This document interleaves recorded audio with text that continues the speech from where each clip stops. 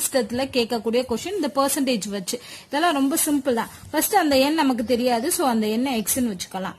இப்ப எக்ஸ்ல 75% தான் 75ஓட கூட்டுறாங்க. சோ 75ஓட எதை கூட்டுறாங்க? எக்ஸ்ல 75%. இப்ப எக்ஸ்ல 75னா இந்த மாதிரி போடுவோம். So 75 divided by 100 into x. இதை கூட்டும் போது அவங்களுக்கு என்ன கிடைக்குது? அதே எண் மட்டும் விடையாக கிடைக்கிறது. அதே எண் எது? எக்ஸ். சோ இதை சிம்பிளிஃபை பண்ணோம்னா ஆன்சர் கிடைக்க போகுது. இப்ப எக்ஸ் எல்லாம் ஒரு பக்கம் கொண்டு வந்துடலாம். x minus 75 divided by 100x. So இதை கிராஸ் மல்டிப்ளை பண்ணோம்னா 100x. 100x minus 75xங்கிறது 25x கிடைக்கும். divided by 100 இங்கே 75. இப்ப 25 75 அடிக்கலாமா? 5 25 1 5 5 25 திருப்பி 3. அடுத்து என்ன பண்ணலாம்? எக்ஸோட வேல்யூ வேணும்னா கிராஸ் மல்டிப்ளை பண்ணுங்க 300. சோ ஆன்சர் வந்து 300.